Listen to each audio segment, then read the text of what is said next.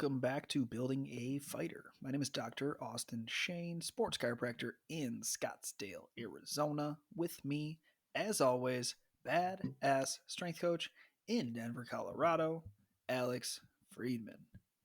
Today, we're going to be talking about my neck and my back. Talking about neck and back injuries, different common situations that could be going on with them, and different ways that you can either help yourself or make sure that you're getting assessed to try to get yourself out of these different neck and back conditions. So I'm going to kick it to Alex. He's going to be asking some questions and stuff. But Alex, what up? Yeah, that intro was exactly as cringe as promised. It was great. I told you it wasn't gonna work. My neck, my back. Nah, That's yeah, where it ends. We're on a podcast. Got to say you're, PG for Sherry. you're the worst. Um, no, yeah, neck and back, and I mean, like these are the two biggest areas of complaint that I get from, especially mixed martial arts or jujitsu populations, right? Like grappling is simply not kind to your spine. Lordotic curves of the In spine don't in like grappling. any fashion. So, um, what I've done and what I've ended up doing is given a lot of maintenance protocols and like, whether your athlete listens to you should do these three exercises every day or not, right? Is kind of the go to method for a lot of the maintenance on that, especially if you have a history of lower back injuries, right? That seems to be the more common killer, right? Even when your back feels good, you need to maintain it in order to maintain your grappling longevity, right? But so Austin, when I get kind of general pain in my lower back, let's say that I didn't do anything acute, it didn't hurt all of a sudden because I got slammed. Like my lower back just starts to hurt at a low level. Like let's say it's the end of the day, it's like that kind of like, oh, I've just been on my feet all day type of back pain. Mhm. But you're a grappler, right? So you know you're gonna go add stress to that at your evening jujitsu or Mhm. whatever. So how should we handle that type of situation? Can we add things into the warm up? Should I be doing something different throughout my day so my back doesn't ache? What's the generalized recommendation there? For sure. So we'll talk about recreational first. So people that work all day, they don't just get to train all day. A main point is that you have to change positions relatively frequently. So like I think the number is 23 minutes, but it's anywhere between 20 to 25 minutes. You have to change posture, or else you start to get like contracture could set in, which means that it's a actual shortening of a muscle fiber, right? We know that postural issues, I'm not a huge guy on posture for the most part, unless you work at a desk all day and you're stuck in the same position all the time, right? So if you're stuck in the same position, you don't change that position for 4 hours at a time, your body starts to become aware of that position. It starts to get used to it and it wants to get back to that position because it understands it feels safe there. It might not necessarily be safe there though. So that's why we constantly, again, every 23 minutes, need to, even if it's just shifting from the left butt cheek to the right butt cheek, even if it's going from sitting to standing, putting pressure on a different part of the body, all of these different micro changes or micro breaks are going to allow your body to get some sort of new stimulus to where it's not just adapting to a, we'll say, not as advantageous position. Okay. So that's tip number one is if you work at a desk, if you do anything where you have prolonged positioning, say you're like a coder, for example, is typically what I use. You got to move your neck around, you got to move your back around, and really just your whole body about every 23 minutes, 20 to 25. There's actually, Apple does this. I think Intel does this as well. There's these little micro break clocks that they put on the computers that you're not allowed to work. It'll literally shut off for 30 seconds and stop you. Like coders hate it because it stops you in a code binge and you lose where you're at. You lose that mojo, which sucks. But for physical health and actual productivity long term, we know that changing positions relatively frequently is going to benefit you exponentially. Okay. Talking about warming up the low back moving into practice, yes, there's definitely things we can do once you get to the gym that are going to open up some mobility and take away some of that tenderness and tension. So what I always tell people is first rule of thumb, get assessed and figure out what it is. Right? If you're just shooting a gun at night and you don't know where your target is, you're probably not always going to hit it, right? But for the But most, there's always a chance. but there is always a chance. I would rather pay a little bit of money and make sure that my chance that I'm taking is pretty good though. So And you're it's saying there's a chance. there is, yes. And as far as if you're saying there's a chance, here is my you're saying there's a chance kind of cocktail for this. So for low back pain and tension for grapplers, there is a relatively high likelihood that there has been some sort of disc pressure and or pain and or injury at some point in time. The loaded flexion state, which means rounding forward legitimately like you're playing guard with another human body on top of you, is not great for the low back.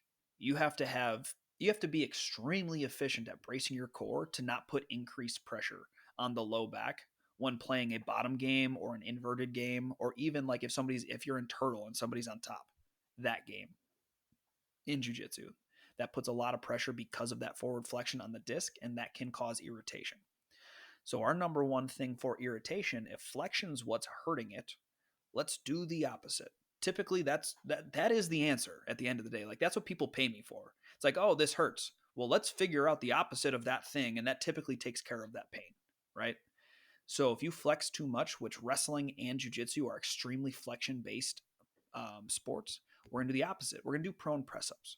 So, or a more common term is like a cobra from yoga. The only way this works, though, is you can't just do this for like a 2-minute hold. There has to be prolonged and extensive reps while you do it. So, my normal homework for people to work on low back tension is 10 to 15 sets of 10 press ups a day. That's 100 to 150, but that's the only way that this works. You have to get what's called repeat end range exposure or repetitive end range exposure, and that's going to allow that disc to decrease the threat. If you take the threat off the disc, it's going to take the threat off the nerves. If you take the threat off the nerves, the back pain and tension goes away, right? It's just a cascade all the way through. That's why I don't like when people try to stretch their backs before jiu-jitsu, because that just took away tension that was there for a purpose. And then you're going to go do something that's extremely demanding of your low back, and you took away your own brain's protective mechanism before you went and did it. That doesn't sound smart when you say it like that. But what you think about is, oh, let me fucking do a forward fold, touch my toes before I go roll jiu-jitsu. And that's what everybody wants to do, and that's actually making the problem worse. Okay? So, first thing, prone press-ups. That's a little rant. That's a 5-minute rant. Yeah, right. Anyways, step 2, we just detensioned. We took away some of the neural tension and some of the tension pathways with the prone press up in a beneficial way, not just a stretchy way. Now we want to stabilize. What I like to tell people is there's going to be a 3-part series. We're going to go breathing, so set the coursework, set the framework for how you should stabilize. So feet up or flipped over in child's pose, focusing on expanding into the low back, expanding into the sides and into the front on the inhale. So when you take a breath in, all of that should fill up. That's proper stabilization and proper expansion. Step 2, after we do that for I've recommended anywhere between 10 to 30 breaths, depending on the person's competency. Then we get into some sort of bracing strategy, right? So we learned how to expand. We're going to bring that into the next phase. I really like pairing, if you're doing the child's pose breathing, then I'll put them in quadruped and do a quadruped liftoff while we're bracing. If we're doing a supine 3-month breathing, so on your back, face up, feet on a wall, then I'll switch them right to dead bugs because it's just a more efficient position. And both of those are the same thing, just in a different orientation. So that would be for typically what I like to use. If we're doing, we'll say 15 breaths of that expansion based breathing, then I'm going to go into anywhere between 6 to 10 reps per side of those dead bugs or quadruped liftoffs. Okay. That's for time's sake, that's to me has seemed like the minimal effective dose to get the strategy that I'm trying to go after. And then the last thing we want to do is we want to prep the hips, because if we increase lateral glute activation, that decreases pressure on the low back. That doesn't make me use my QL as much. That doesn't make me hyperextend into my low back as much, because I'm priming the patterns and priming the muscles that I want to use when I'm trying to generate force and trying to stabilize the hip, not just relying on a faulty pattern, which is hyperextension of the low back. So this breaks that extension compression. Then I'll throw them into a single leg loop bridge, a oblique sit, a lateral band walk, anything that's going to fire up the outside of your ass in a way that's beneficial.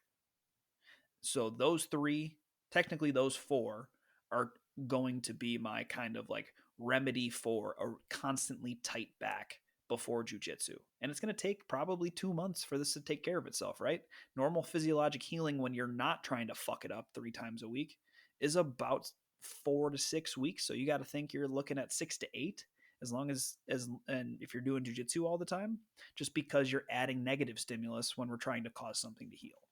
Yeah, which is the hardest part of any like protocol, right? You're not going to see results for a prolonged period of time. That's the hardest part about weight training. That's honestly a hard part about jujitsu. So the easiest way that I found to remedy this is like throw it into a routine, right? It's like Mm-hmm.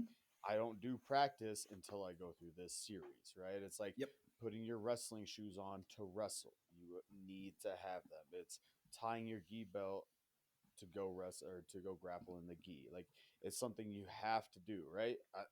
But I'm running late to practice. I gotta go. I gotta go. It's like okay, still prep yourself to get more out of that late practice than go rushing in there, being stressed, and then boom, all of a sudden a freak accident happened. It's like no, you're in a heightened, stressed out state, and then yeah, some freak kind of happened because you weren't prepared for that practice, right? Right. That was a So really good analogy you made, by the way, with putting your shoes on before wrestling practice. I couldn't even imagine what my like if we showed up to college wrestling practice and what Malachek would have said if we just tried to wrestle with no shoes on. We're like, oh no, I just didn't want to. I'm running late. I didn't want to put those on today.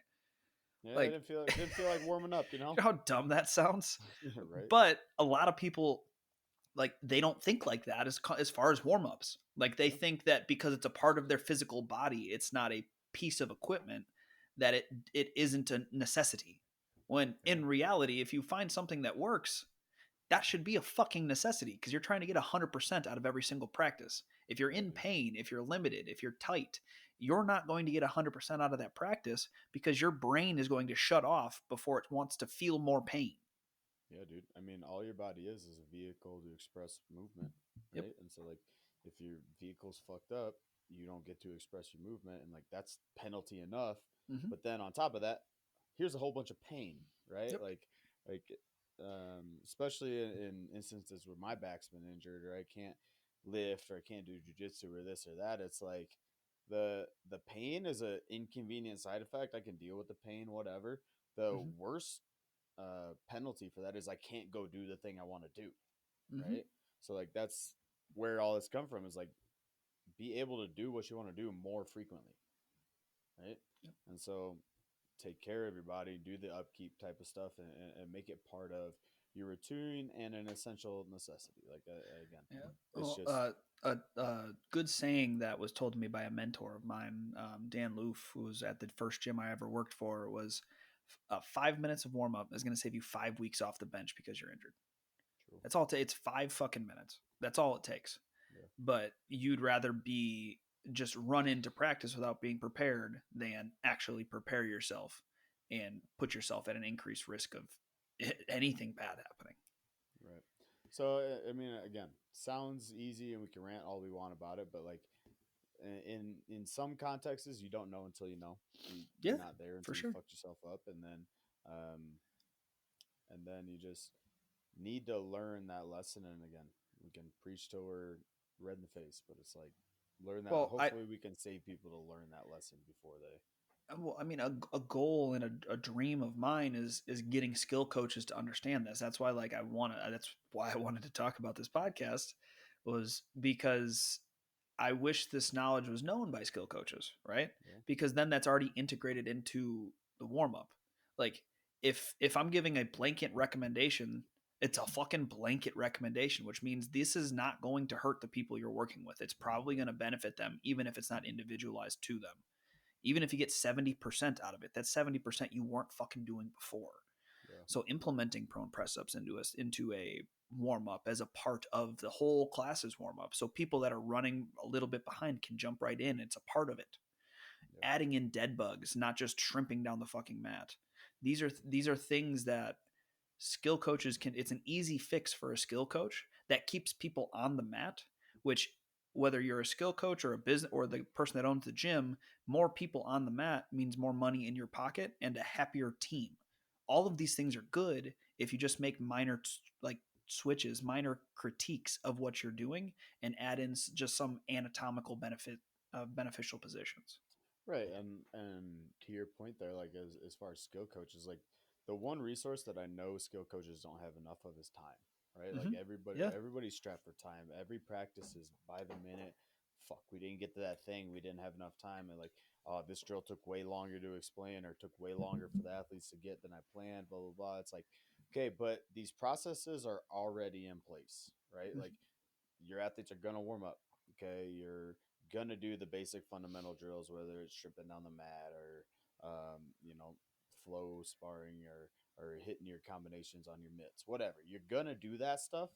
So let's make it more efficient and better stuff, Mm-hmm. right? We can invest our time in better activities than just um, what's expected or what's traditional, right? Mm-hmm. So it's like be better. Don't yeah, I don't know.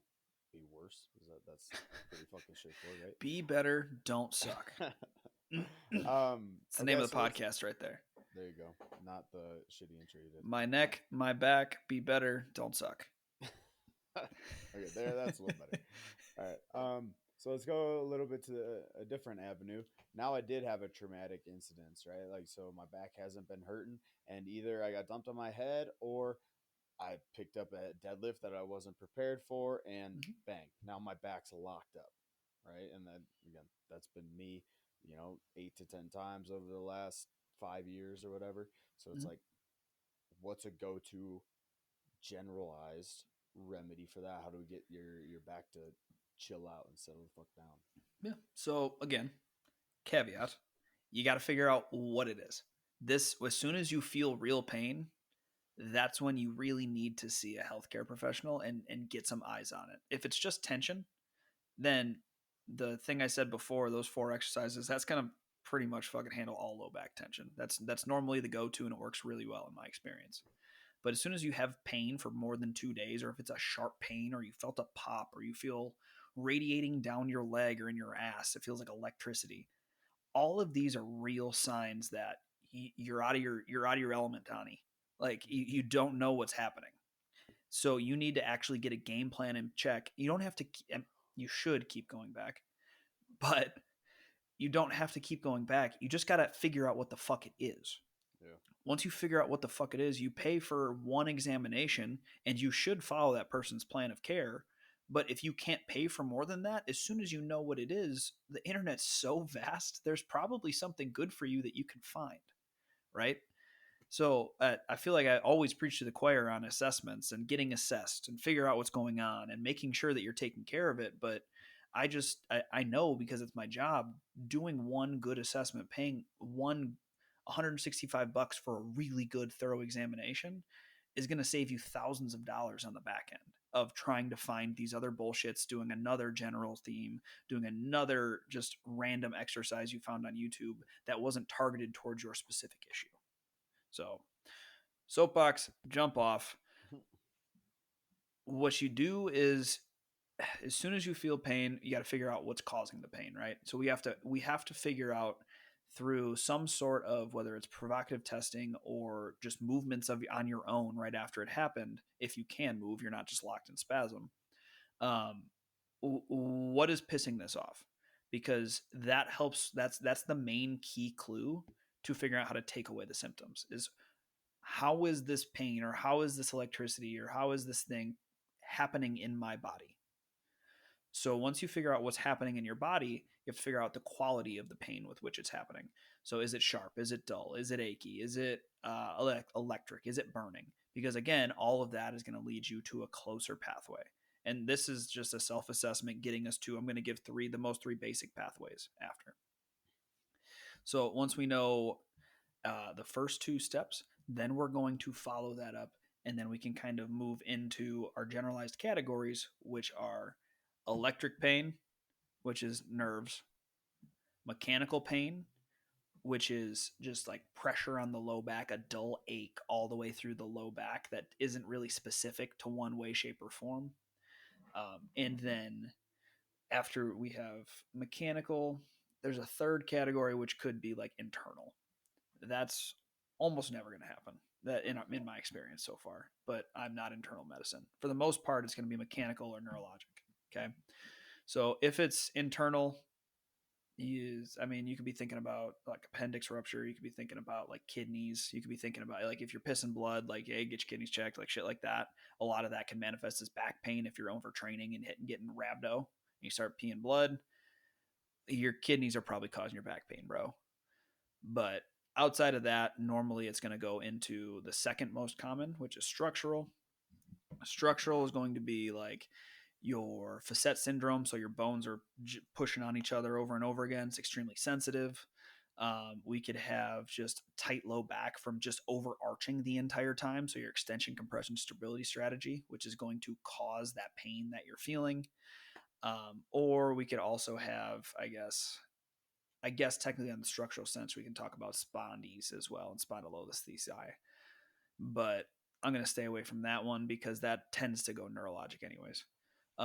For the ECSS, which is probably the second most common reason why you're feeling what you're feeling, you want to focus on proper respiration, so increasing the ability to stabilize all the way through the low back and through that area of pain. So not just using your muscles to get there because those muscles are causing the pain.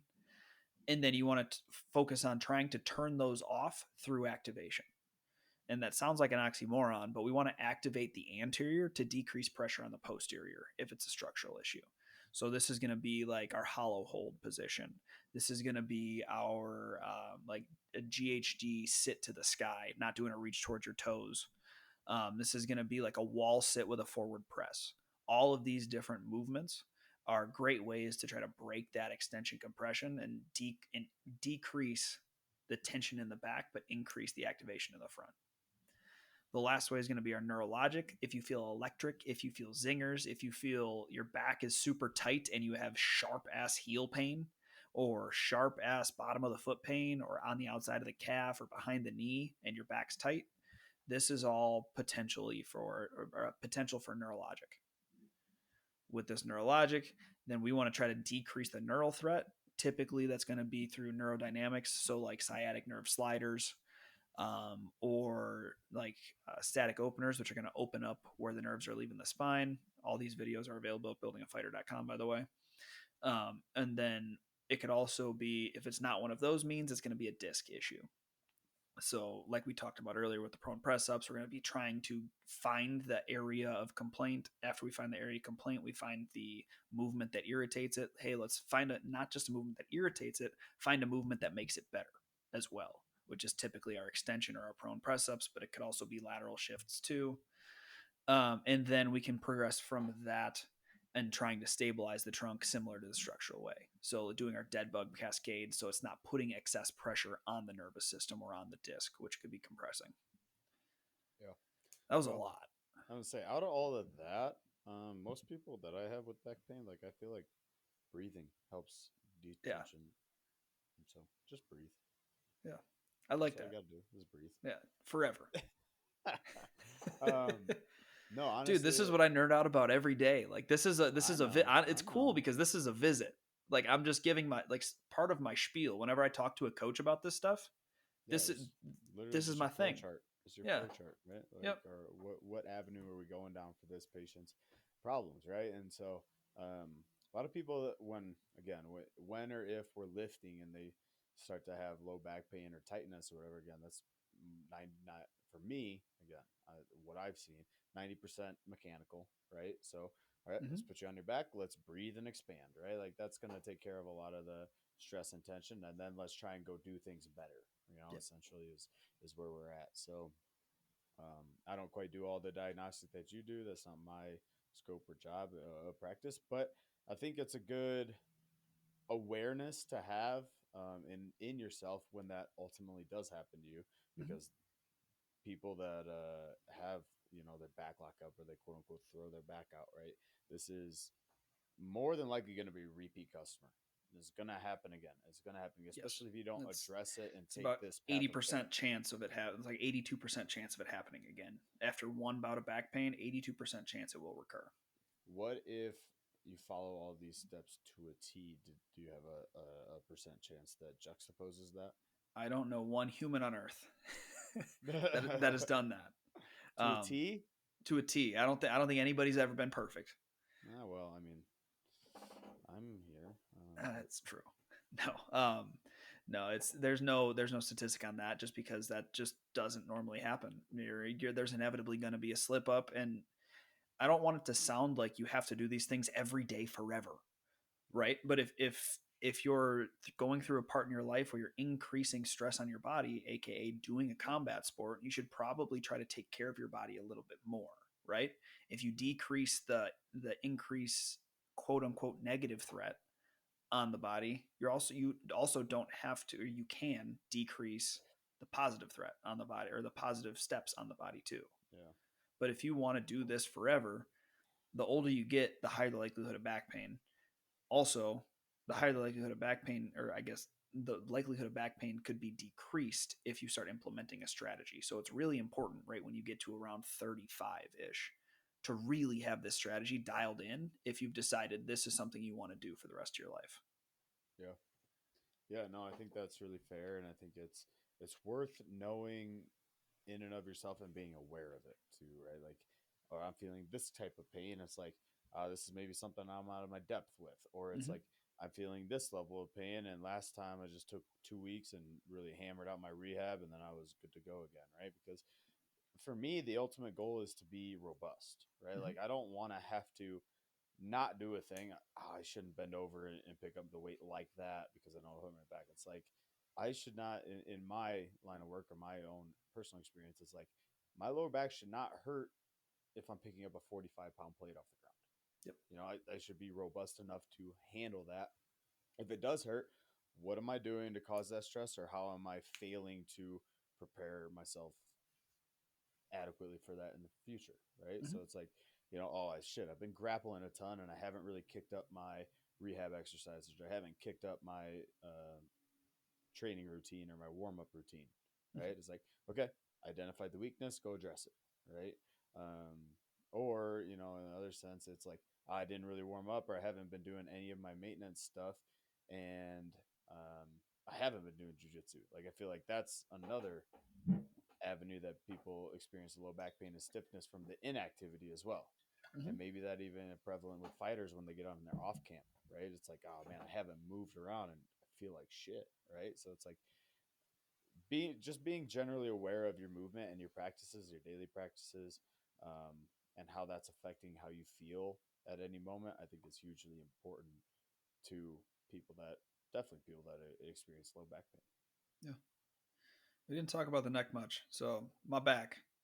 That was gonna be my my caveat. I was like, "Wait, that's pretty dense on the low back. Maybe we'll make this a couple part series that we can go through just different instances of injury, what some common pathways are, specifically in jiu-jitsu. I know we talked about neck, we talked about knee, we talked about shoulder, hands, different things that we can hit on and just get people more information on what could it possibly be, how do I possibly address it, and then um, knowing that it's not exclusively like a freak accident or just you going through a lot of that shit. Like these things are pretty common. Like jujitsu, as much as it's the gentle martial art, it's a pretty violent game.